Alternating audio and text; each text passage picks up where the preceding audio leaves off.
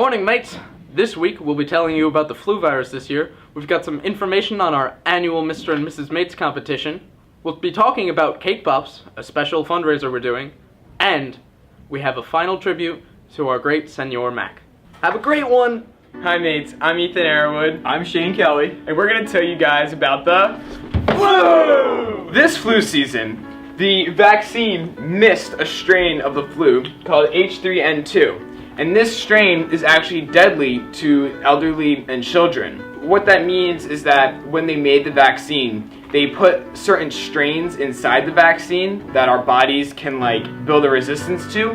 But because they missed this one, now people don't have the resistance to this particular strand, and people are getting the flu.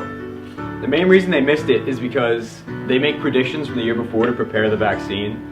So what they thought was, okay, so we're going to take 3 strands that are probably going to be big this year, and we'll make a vaccine for them. But turns out their prediction was wrong, and H3N2 came along, and it's like, oh, well, we don't have a vaccine for this. We can't prepare one now because it would take too long. So, if you got H3N2, you're kind of out of luck. Alright guys, so we're going to give you some quick tips to help prevent the spread of flu. Oh, gross! For our first tip, it is very important that you cough into your elbow and not out into the open.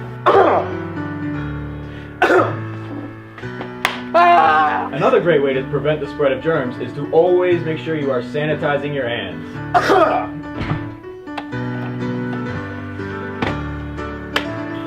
Another important tip for this flu season is not to excessively touch your face.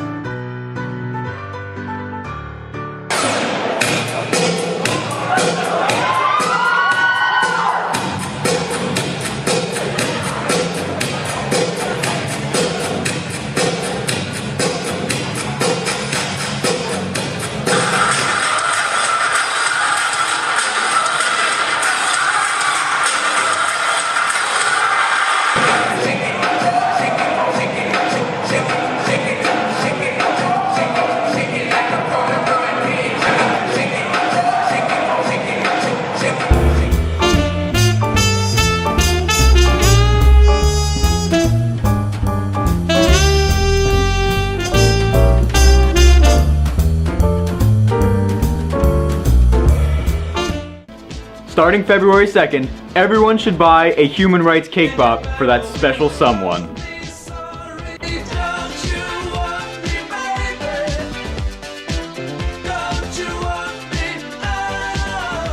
Hey guys, so as you all know, Senor Mac is retiring this year, so we thought we would interview him for those freshmen and even upperclassmen that haven't had him as a teacher to see the kind of legacy that he'll leave here at the school.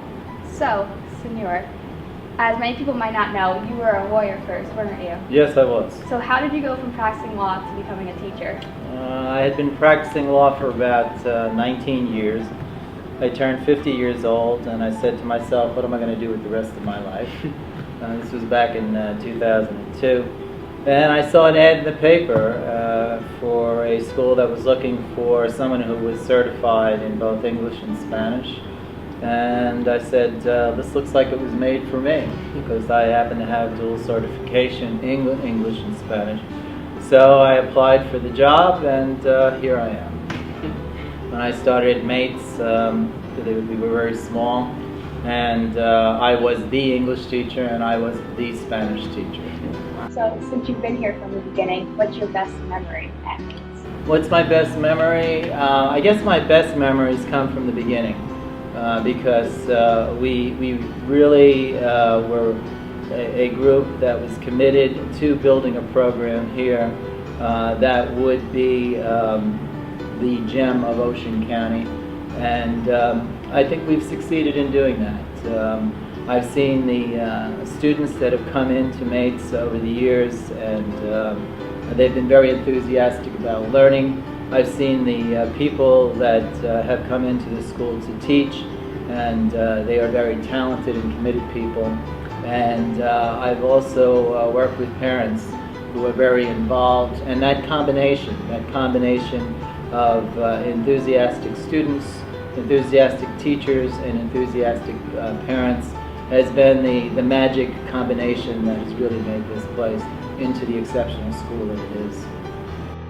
So, as a teacher here, what do you think was your funniest moment? My funniest moments?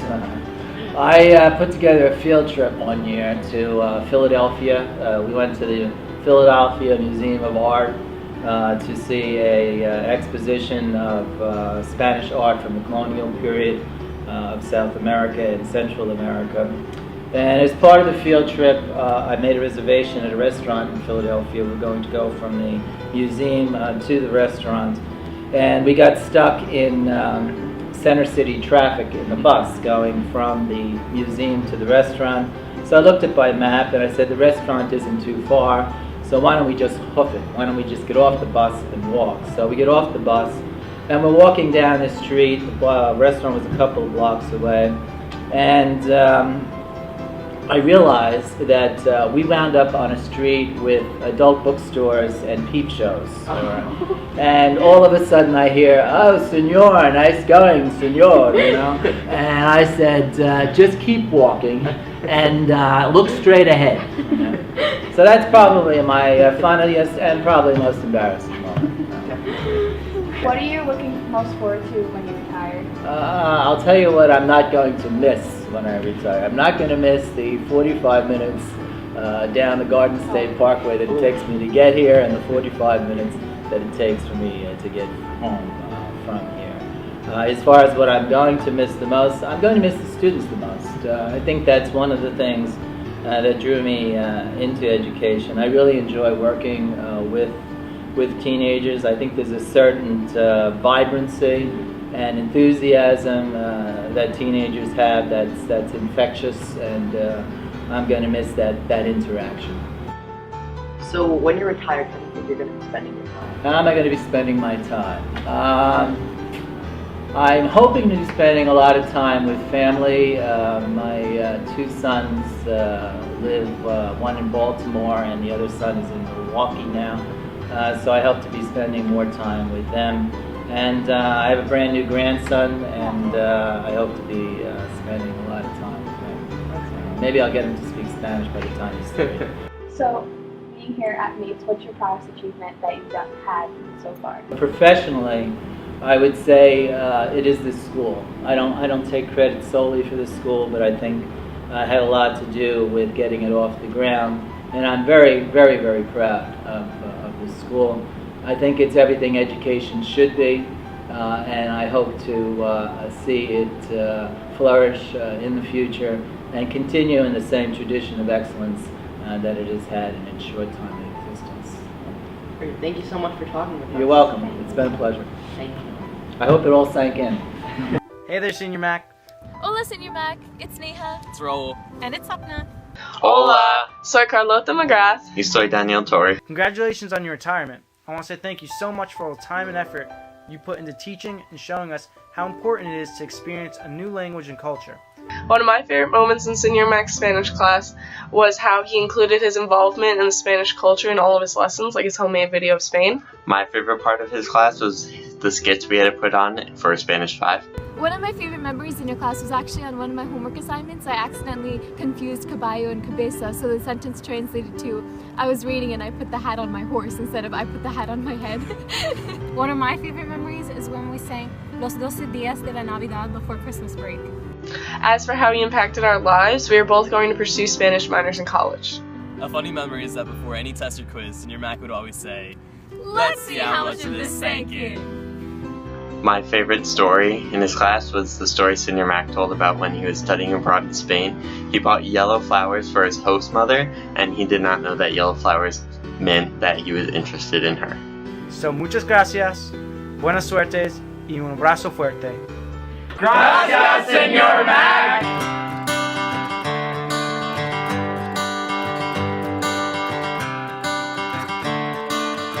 Another turning point, a fork stuck in the road. Time grabs you by the wrist, directs you where to go. So make the best of this test and don't ask why. It's not a question but a lesson learned in time. It's something unpredictable.